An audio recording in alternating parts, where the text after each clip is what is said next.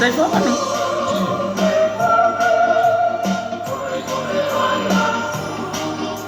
Sai Feau manu ia. Sister Pureyala. Sai mafuta mai. Mafutai leli inea sofo.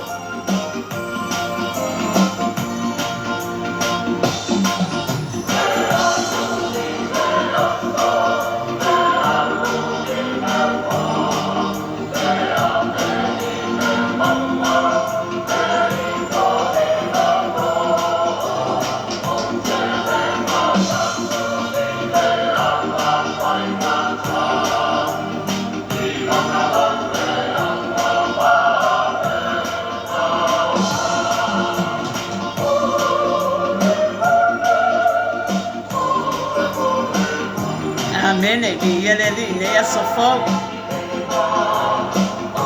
Faftai le fa malolonga, faftai le malos, faftai le ola fo.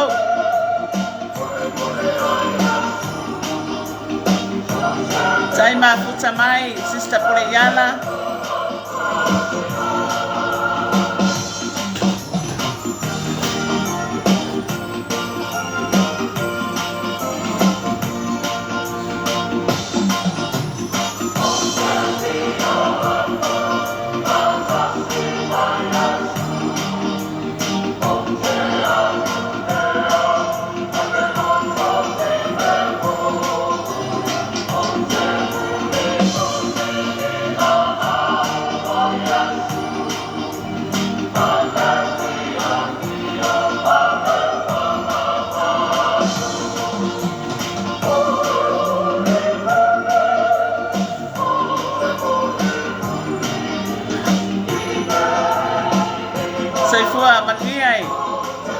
Lau sunga le whawhengai ngā roa aku.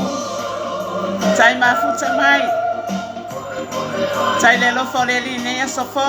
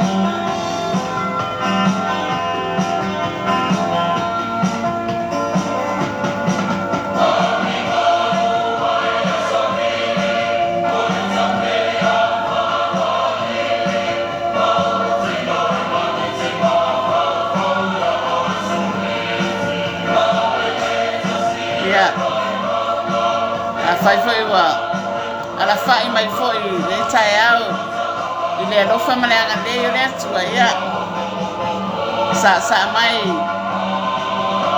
fai do ai foi lo ori ma lo fia le tai au ile tua ina wa fai foi ona to ala fai manuia mai ile lo fa male anga le yo le tua.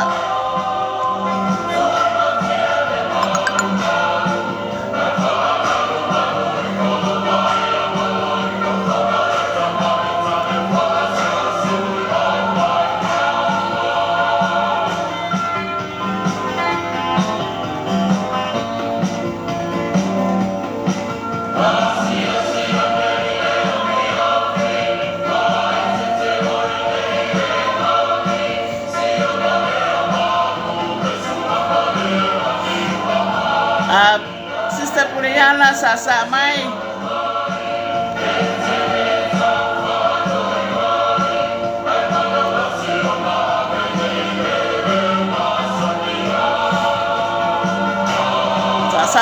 nature yao. Whanaua le atua e ori mafiafia e tae ao.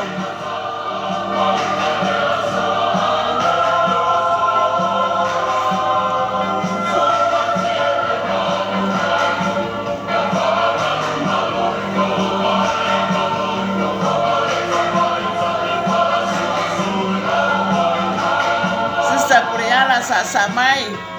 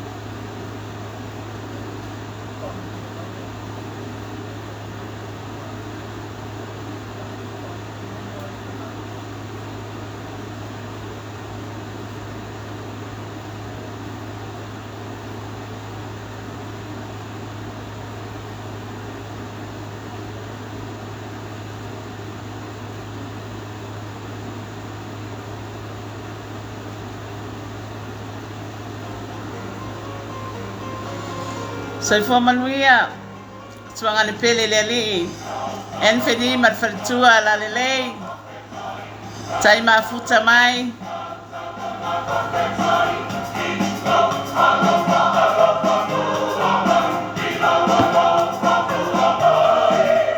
tai mafuta mai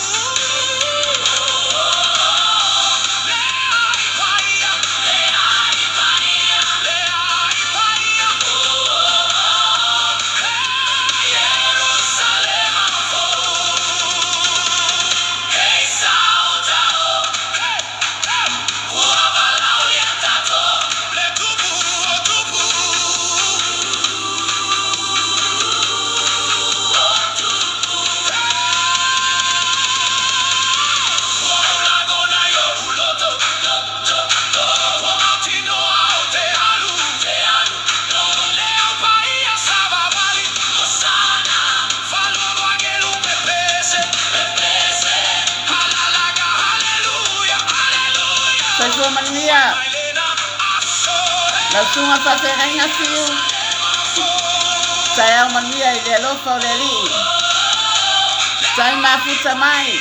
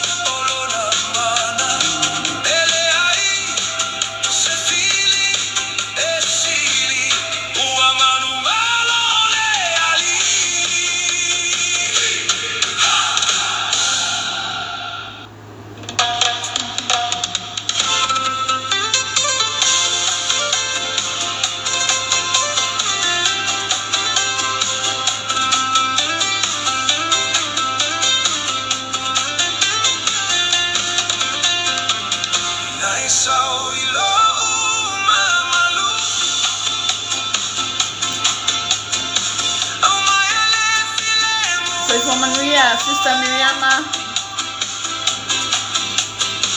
sai mafuta mai.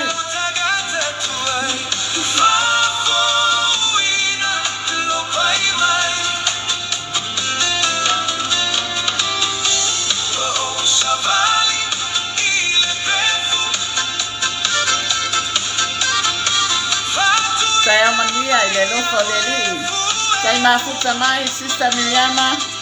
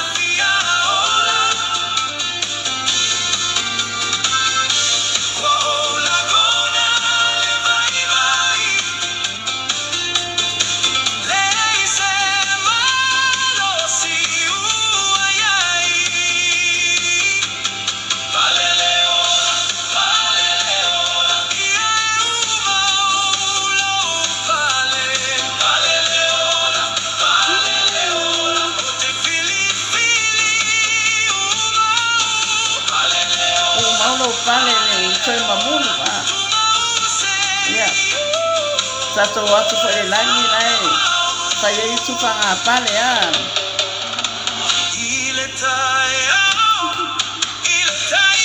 Saya sistem yang mau familia nggak dia lagi.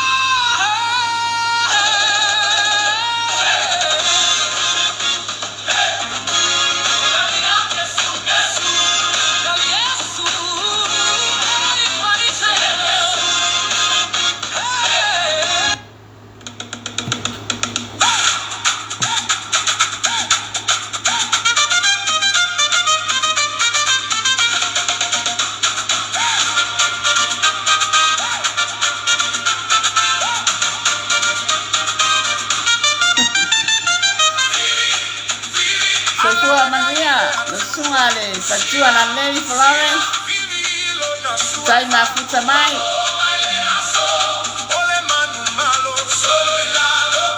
Ya, sa mai lo patua.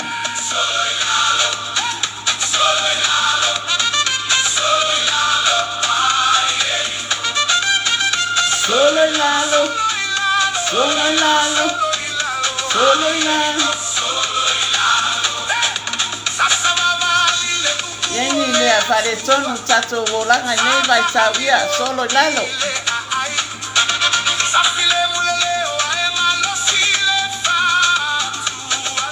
Ya, taya manvia foi. La suma fatua la Lady Florence, sai mafuta mai.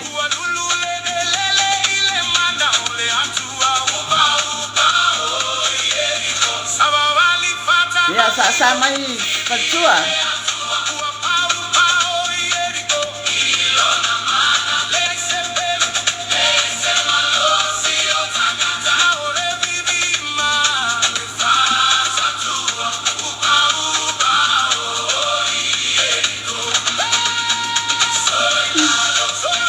Solo ilalo.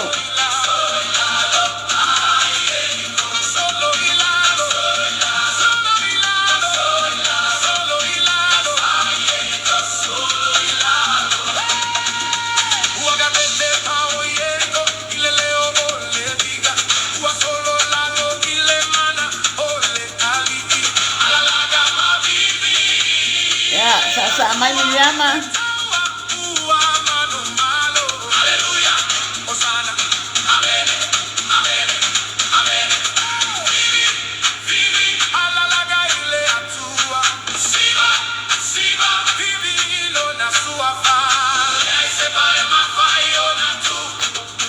Ya.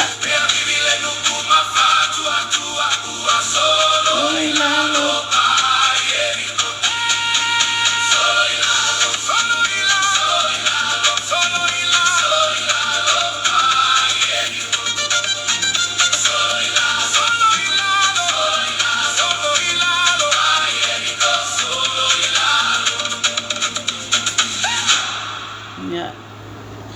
Iya sama.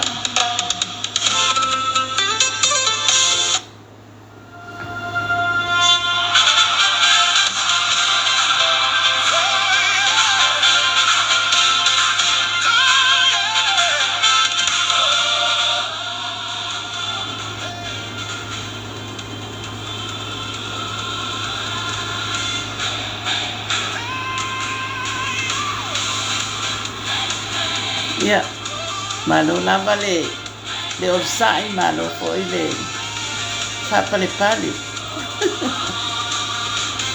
sai mafuta mai sai fafonga mai foi le sai aoi I pese fale anganga ia te foi na vatu foi ia pese fale anganga I tai au umalama e fa pena la fama dia io tato loto ya si foi na fama walunga ile bi inga le tua ne so fo amene na fai foi no tato so ya la fai mai foi ne so fo ya fa so ko mai foi so fu ma le ola io le bi inga foi le tua amene ya ne tai au ia fa pena foi na tato watu foi stato tatalo e a mataria foi tato por calame nei taiao ia tamala o fio ia lava tamala o sua paia male mamalu e o valo mato o tua sabafa aftai la o fio nei so fofa o popo maiaso o mato wola fa aftai tamai la o singa alofa o mato wola fa aftai le mana o luanga paia o fio matai to luina I mato o mato ia foi tamala lila no langi Paptai le toto Yesu so wina I mato mawai pere manuia male alofa tu noa mai la o fio. Sa mafa manuia mai la o fio le mana o lau fa unga I lunga ia tau lau au na. Ina iau faso ina lo fina ngalo o ia ilo manuia tamau na Yesu. Amene ma amene tamau.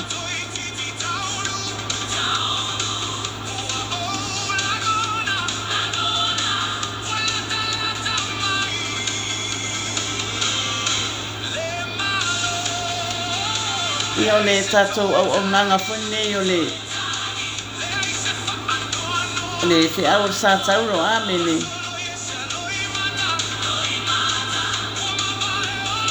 ia ole tatou au nanga foi ne ia lo fa pena foi ona ila lo foi le pamalu le ala leo fa le nganga ole global cancer ma TV olo New Zealand amene ia olo fa pena foi ona lalo foi ole baba ainga ile sunga ile fa fenga inga ya Mike Bretta amene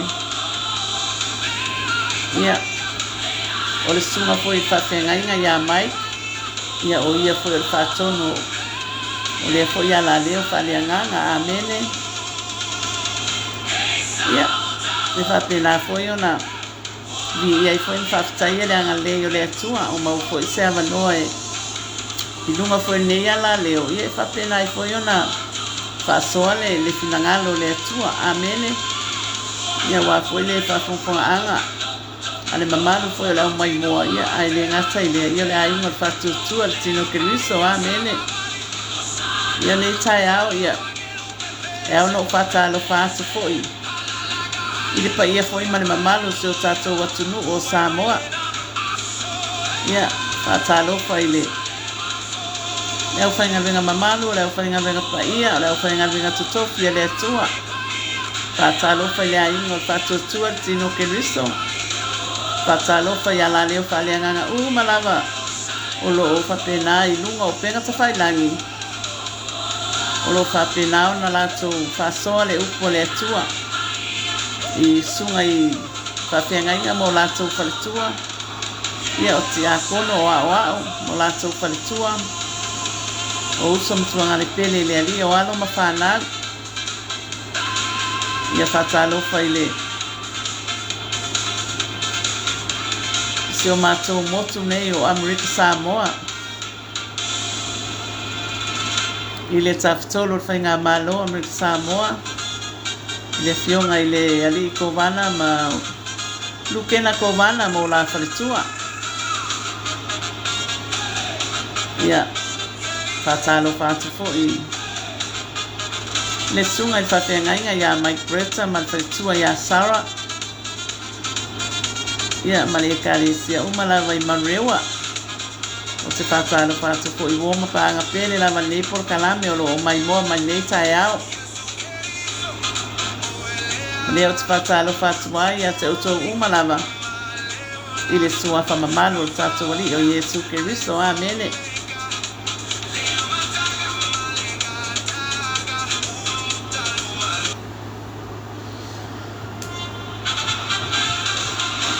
ia nei tai au ia foi ona tato falongolongo i se upo mai le fiona pa ia le atua amene ia se upo foi tafa pena ona sa ili foi le atua mona finangalo ia pole a foi se upo fa pena ona fetalai mai ai tama ia foi ai tato ona tato fia foi ma tato oli ili finangalo le atua amene e au mai e fama losi ai o tato tangata ia ai fa sili na mawalunga ile di inga o le atua amene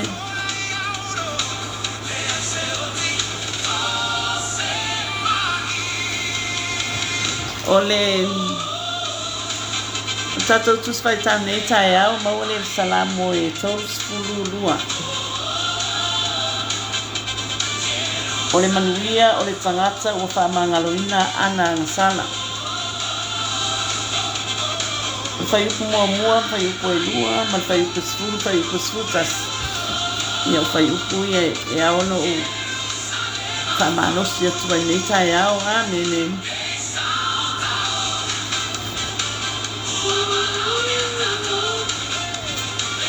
o fai mua amu ia le tangata o fa mangaloina lona soltula fono ma wo fitia la na sala amu ia le tangata ile tausalaina ile ai foi se o le lenga ilona loto fai pasfulu e tele me ati nga yo o ile ye a mi le anga A o le whātua i le li e si o mia o ia i le alofa. Ina fia ia i le li ma ori o tau e a mia tonu. Ina alanga ia ma le fia o tau uma o e wa whamaoni o tau loto.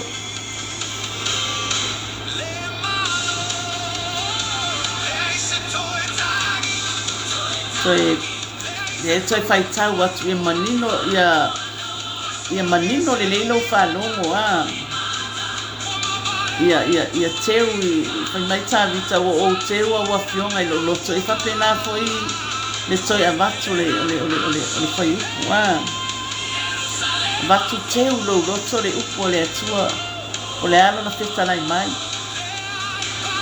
amo ia le tangata wa whaamangalo ina no na soitu la fono ma ua kutia na nanga sala amo ia le tangata i le tautalaina i le lii i le ai foi se ole ngai lona loto e tele mea ti ngā e o ie a mio leanga au le whatua tua i le lii e si o mia o ia i le alofa ina fia ia i le lii ma ori o tau e a mio tonu ina alalanga ia ma le fia o tau uma o e wa whamaoni o tau loto.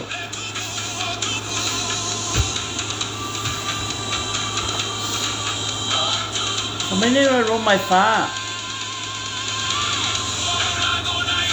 O le whai upo e fitu ma le vali.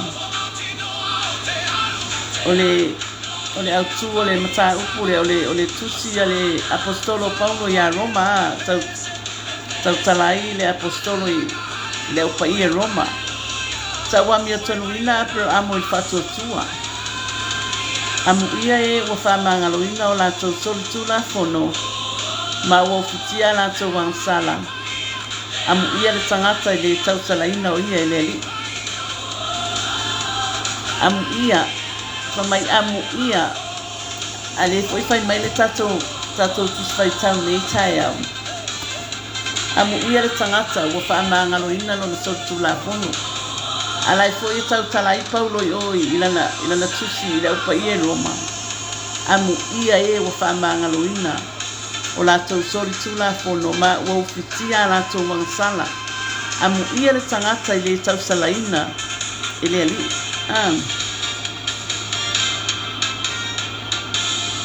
O salamo malu lima au na fai upo e lua o le tatalo ina ia whaafo isia mai ile atua le manuia.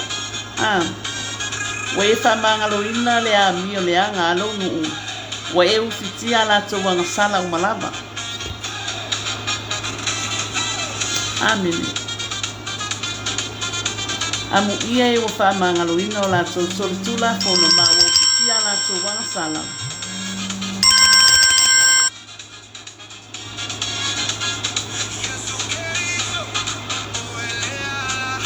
Amu ia le tangata i le tau talaina o ia i le lii.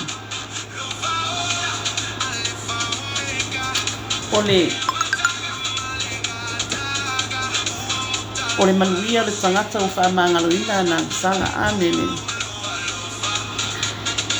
Mana tua foi. Pai mai le whionga pa ia le atua a whai. Tātou te tau watu i le atua tātou wanga sala ma le amia tonu. E whamangaloina. Ai fai mai foi le fionga pa ia le atua. I le toi mana tua ia ni o tatou anga sala ma ni o tatou wa mi o fa le tonu. Amen. O le mea nai te tau wai i le tangata whatua tua. O na whapena o na whailoa i le atua. Le ase anga sala o le ase a mi o le tonu. O lo whapena o na nofo pea ma oi. I le tai au nei. Ia whapena o na e tau watu i le atua. Manu o le maua le ola. Ina ia mawhai ai. O na sila fia e tama. Se mea ua whaale tonu. Ia i tātou. Awana te matua whaamangaloina i tātou. Mai amu ia. Mai tuswhai tau nei tai au. Amu ia le tangata ua whaamangaloina lona solitula fono. ma ua ufitia lana agasanga. Amene. Nena tau ai le alu i le atua. Ma whapenala talia le whaalatanga. Talia Yesu Keriso. E whai mali i mawhaola i o tatou anganga. Mana tua le tongi ola o le taulanga atotoa. Na saunia e Yesu i lungo no Satauro, i lungo o Karavalia. Ua whamamama whamangaloina i tatou. I le mana o le toto le tatou ali o Yesu Keriso. Amen. Whamai le whai upuelua amu ia le tangata i le tau talaina i le li. I le ai fo ise o le olenga i lona loto. Mai le evangelia a Ioane ma tau kumomo whai upu e whawhitu. Wa sila fia Yesu o nā tanielu o lo sau iate i o na whetalai ane lea iate i a whaauta. O le Israelu moni e le aiso na pipelo. Lua kon nito i tau pe lima whai upu e sifuru ila. O le whatua tua o Paulo i le manuia whaavamau. Le whelai tau tala ia le apostolo i le kalesia kon nito. O le ne sa ia ke riso le atua. Ua whaleleia e ia le lalulangi ia te ia. Wale ta ua lato wanga sala ia te i lato. Ua ia tu uina mai fo ia te i mātou le upo le lenga.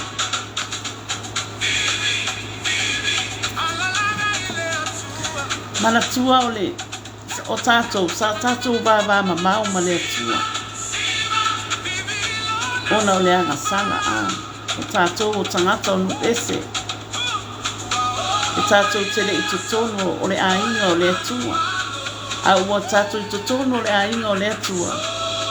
Ona o le tatou whatua tua. Amene. Le ala o tatou i tutono o le ainga o Israelu. O ta ua foi tatou o Israelu whaaleanganga.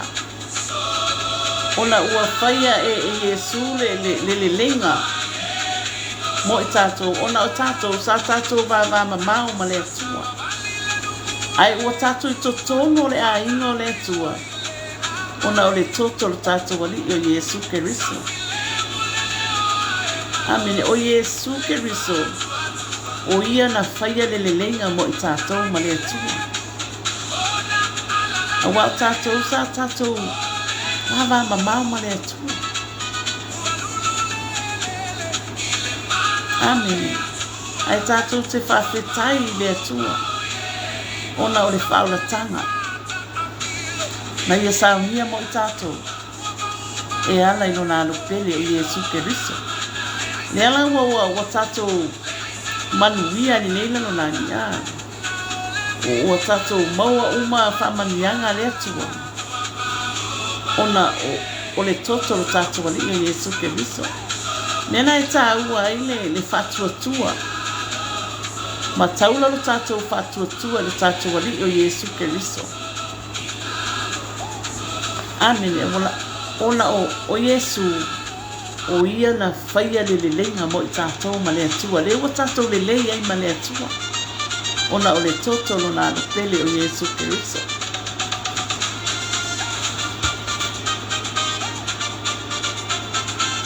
O le whai upu e se fulu. E tele mea tinga e o ye a mio leanga. A o le whatua tua i deli i. E si o mia o ia i lea lofa. Tamai e tele mea tinga e o ye a mio leanga. E mata ubia fo i o le tangata e na te whaia ni meleanga, e le aise file mu e maua ia. E la ngona umalawa e tātou le ia mea whapena. Awa a tātou whaia ni mea ti ngā. Pe tātou te whaia fo ini a mio le anga. A lai e mauti noa le tato e te whanongo atu lava e le o sao loto oe po tato uma ape a whaiwa o ye se mea o tato whaia le tato te tau mawhai e na nā pe nā tia ai o lai e sisila mai i fofonga o tamā i mea ia tato te whaia ai nei lava i tau mawhai tato e na nā ona tato roa lea e le ai se file mu i le tangata na te whaia se a mio le anga kamai e tele i o ti ngā e o le tangata e na te whaia i a mio le anga e le ai se file mu a o le whātua tua i le atua e si o mia o ia i le alofa vai le mānei o le fina ngalo le atua kamai a o e whātua tua i le atua e na te si o mia i tātou i lona alofa Amine, o le fina ngalo na tamai ina ia whapena na tata i atu o tātou loto i ate ia Amine, awai o lai e fina ngalo tama ina ia tātou manuia ma ia tātou maua le alofa tu noa ma i ate ia e ala i lona alopele o Yesu Keriso Amine.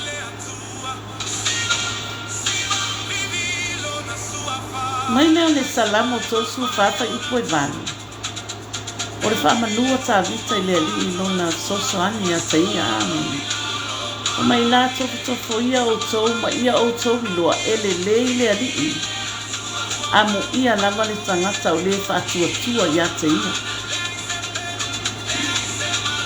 O mai nā toko ia o tau ma ia o tau i loa ele le i le ali i.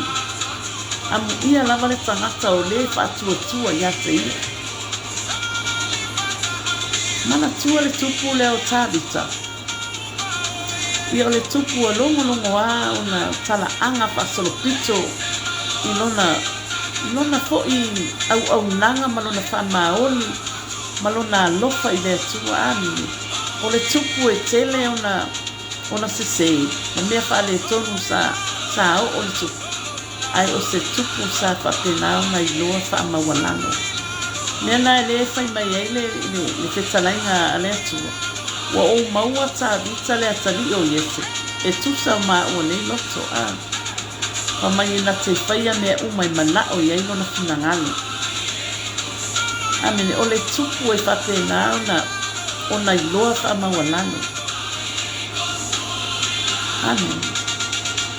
Ona ele fia sisila mai tamai ai tātou ni mea tātou te maua. Ai sisila mai tamai o tātou loto.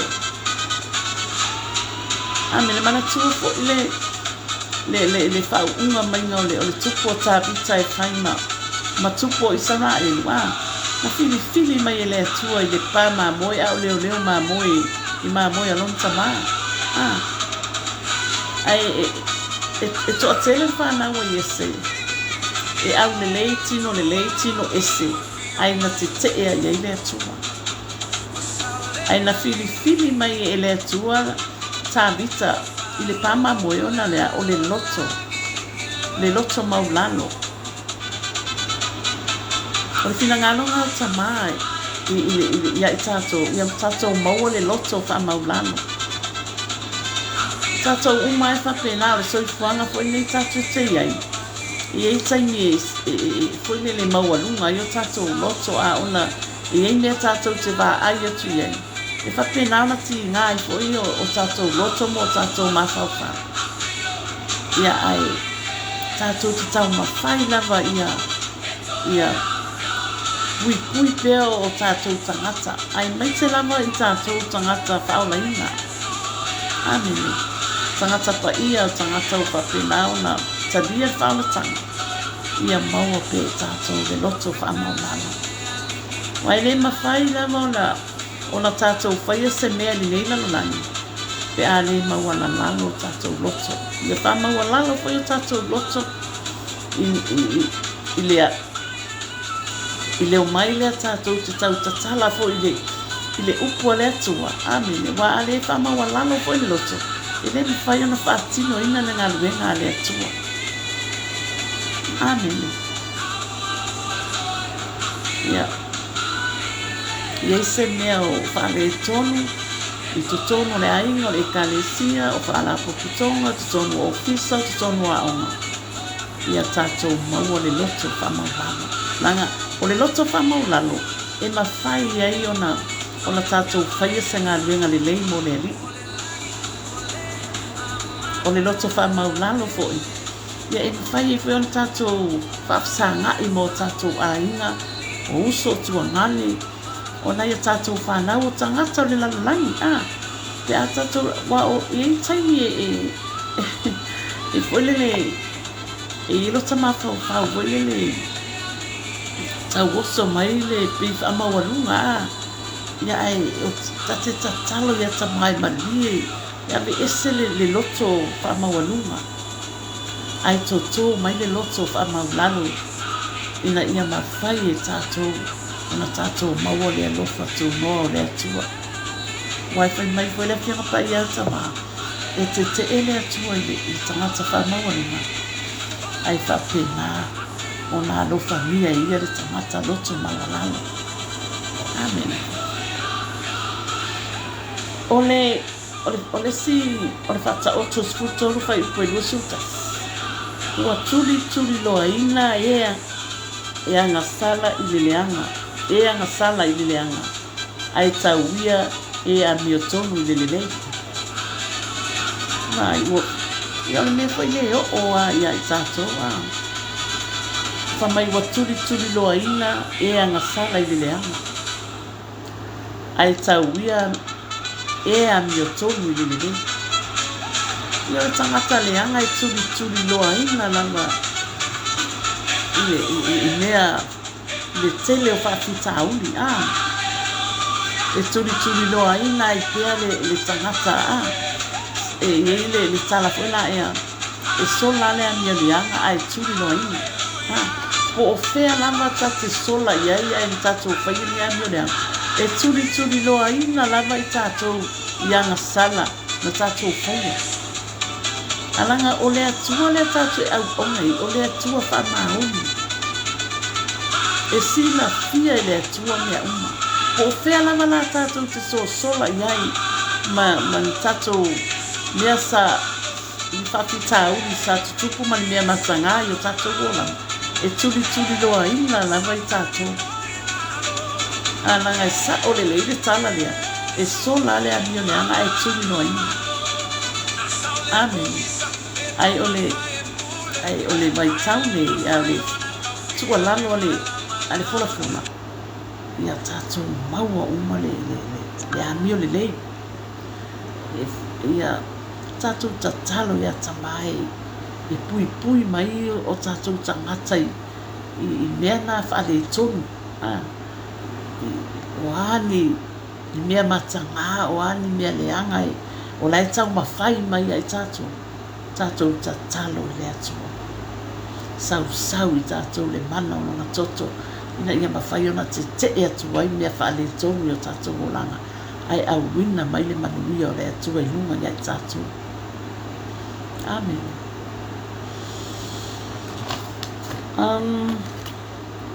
O le Jeremia su fitu, whai upoi fitu. E au ngā, e le au ngā ona whātua tua i tangata. Ua i le atua le whaalatanga. Amu ia le tangata o le whaatua tua i le lii, o le ua whai le lii mona whaatua tuanga. Whamai amu ia le tangata o le whaatua tua i le lii, o le ua whai le lii mona whaatua tuanga. Amen.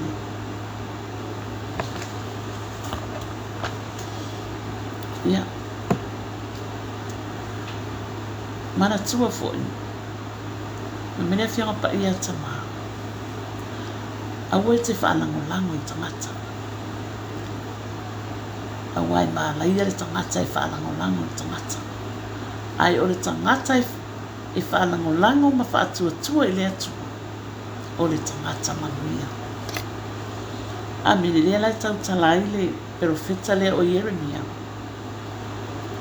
amu ia le tangata o le whaatuatua i le alii o le whai le alii mo na whaatuatuanga. Amen. Mana ia o se tangata e na te whamuamua ina le atua i ana plan. Wa ia e fesili le atua i mea uma a whai fo ia te malanga i se mea ia e tatalo i le atua o a ule la halu i o po fea le la i malanga i o a ule la walu i o i Samoa ia tama ia lofa ma pui mai au lau au na whapena ia e fesili le atua ma e whaalango i le atua i mea umalava e te anga i ai. Ona e loa lea ma e va ai i va venga te tele whai le atua mo'oi pe a sila fia tamaua e a vatu mea uma i a te ia. Au le si tangata e tua halu. La wafo i la wai loa la e tele am tupe la ato tele ana mea wa te tonu ana ato na le tua halu loa. Le ai. Ai te le i anu. Ia e whai loa i le atua mea umalanga le tautara ia whionga pa ia le atua. Ia tātou whai loa i le atua mea uma ia tātou te angai ai. A e whai loa la ia tama mea uma e te angai ai. E te wa ai manuia o le atua. Ona laua wa whaamua e oe le atua i au plan ma mea o lai te mana o ai. Mea nā le whai mei le whianga pa ia a le atua. Aua tātou te whaalango i tangata wa tātou te mārai ai. Excuse me. Ai o le tangata e whaalango ma whaatua i le atua o le tangata manuia. Amene. O le whai upa sifuru tasi. I nā fia ia le alii. Ma oli o tō we a mi o tonu. I nā alanga ia ma le fia o tō uma o e whaamaoni o tō loto. Ma i nā fia ia le alii. Ma oli o tō we a mi o tonu. I nā alanga ia ma le fia o tō loto o e wa whaamaoni o tō loto. Amen. Mai nera salamo e ono su whai upu se fulu. E fia le a mi o tonu i le alii. Ma le whalangolango i a te ia. Ona mita ai lea o i lātou uma ua loto sao. Salamo e ono walu whai upu e tolu. A ia fia o e a mi o tonu i a i lātou. A ia fia o e a mi o tonu i a lātou oli lava i luma o le atua. Ia matua fia lava i lātou. E fia le tangata a mi o tonu i le li. E whaalango fo i le tangata a mi o tonu i le li. Ma mita ai leo i lātou uma waloto sa. A tilo mai la pe baba ai mai tangata o oio le tangata e te fia i le li. E mita e fo i lātou. Wai whapena tātou. E ai ese tangata fo i le no taba ai o le anga. I tele i o me le anga na te whaia. Sata whapea e atuno wai tele na tātou ta te wa ai mawalalo i tangata ai te i alo te toi wa ai atu mai le pule la apo. O whapea oka se mata utia o le atua. Ai wa ai rota mimita. Ta te fia wa tawa ai atua. Wa tu mai le pule la a wa tau tala i le whamaoni o le atua. Wa tau tala i le lei o le atua. Whapena.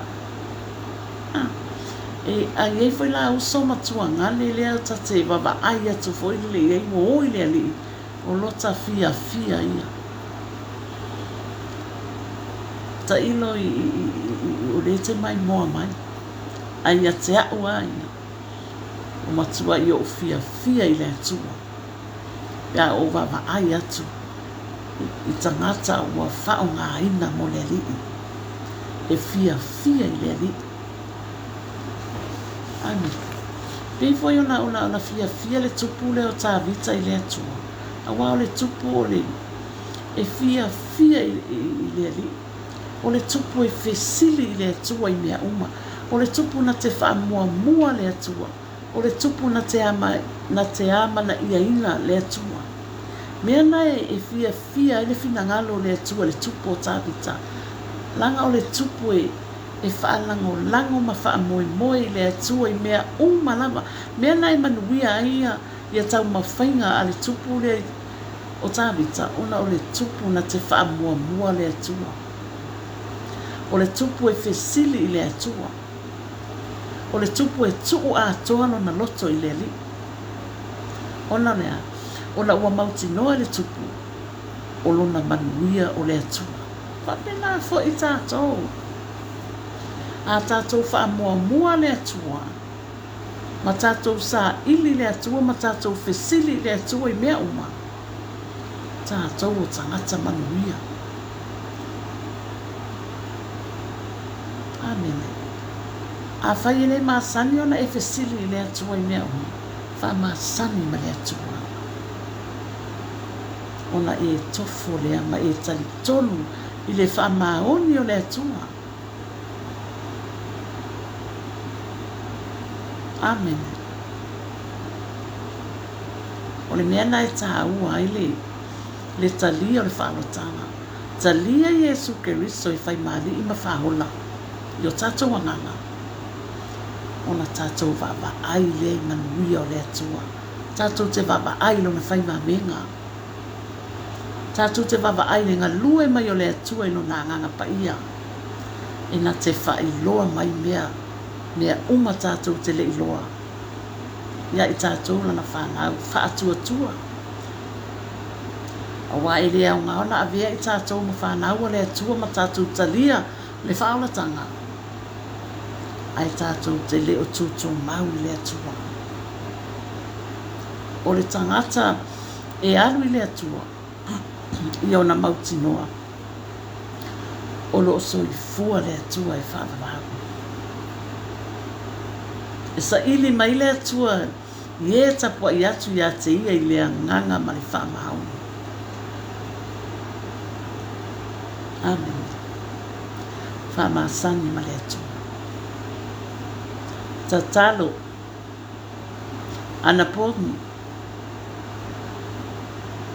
pa mai perfecta o Isaia whaalatalata i le atua na whaalatalata mai lea o ia sa ili le atua manua o tātou maua e le se taimi tātou te sa ili ai le atua o le taimi nei o le tātou te feola tātou maua le malos o wale tunga mau le tātou te o a ngai atu iai e le aise i loa e le iso na mawhawhau e le iso na poto a oti ala tangata alu tunga mau a ia e alu le tunga mau wa e talia le whaalatanga amen ia o le tātou whaasoa na le fia o le tusi o le tala le afionga pa ia le atua ia loma e tolu fai upo e lua tolu ua nga sala tangata uma mua le i o le mamali o le atua ai tātou te whaafetai le atua i le whaolatanga i le maliu lona alupele o Iesu Keriso i lunga lona Satauro lona toto pa ia ua whaamama ma whaamangaloina i tātou tangata anisa manuta le ina ne yaso i le alofa ma le anga le leio le atua so le atua le mātou tamā ua i ule whaasoa ala whanau nei tai au whaftai tele whaftai tamā lo loto i lau fio ona o le tatala mai o lo finangalo i a te au ona i whai e ono whaasoa le mea moni ina ia whapena na maualunga ma maualunga i ta malovi inga ta maua mātou talo whamanuia i lato umalawa whapena na whafonga mani nei tai au ia i lunga ia i lato le manuia mani alofa mai lau fio ta maa tu maula vai lau fio lovi inga i whamawha tu maula wana mātou whatawa ona Yesu amen e amen ya malo lava le whafonga mai ya malo foi whaftai mafuta mai ia whaftai atu foi nei tai au ia i lato umala wana mafuta mai ia mori atu le nganga whaftai ia le uso ia pule iala por tinata talo ia mafuta mai New Zealand whaftai atu foi le sunga i whawhiangainga ma whaletua ia olo apu iese e mafuta mai New Zealand ia whaftai foi le sunga i whawhiangainga ia Feau a lesi mafuta mai Samoa whaftai foi tuangani pele le alii ia Anthony ma whaletua la le ia tasi mafuta mai Amerika Samoa nei ia whaftai foi le uso la le o Miriama tui tu vao ia mafuta mai foi i New Zealand ia whaftai foi le whaletua la le ia Florence nanai ia e whapena foi ona mafuta mai New Zealand ia le ngata i lea ia o te whatalo whatua i foi i le sunga ale awao ia ulale no foi toa ia po le sunga foi i le whaia onga o le lau mua Washington tai mafuta mai lau sunga le awao ia o le bi inga i foi i le atua tai foi mo le por kalama matangofie o lo whapena foi ona fola mai lunga o le o tatou wala leo whaleanganga whaftai whamalosi whaftai lau sunga ulale whaftai lau sunga le a mai o upu e whamalosi ai foi ia tangata umalawa ina ia manuia ai foi ma ia nganga o tangata ia a wale malo le tua ia le vi inga ai foi le tua amene ia ai o te le alu ese foi ma tatou por kalame nei tai au ia o te momori atu le nganga whaftai le sunga i whawhiangainga mo lātou whaletua ia o wao mati a kono mo lātou whaletua ia o uso mtuangani pele i le ali o anu ma whanau ia whaftai fo le tapua inga se o tātou malo Samoa tapua inga fo ia se o mātou motu Amerika Samoa nei ia whaftai fo i tapua inga a wo pele lama ma paanga pele nei por kalame o lo mai moa mai ia o maualunga ai fo ile vi inga o le atua li nei aso Feau ona o loto mafuta mai whamanuia tele le atua li nei aso i le alofa maleanga le lei o le atua manuta le ina nei aso soifua alofa atu na sunga ulale alofa atu puleala alofa atu Miriama lo fatu la sunga fa fianga inga Feau lo fatu Anthony matasi lo fatu la sunga o lo apu yese mal faltua lo fatu faltua la Leo Florence soifua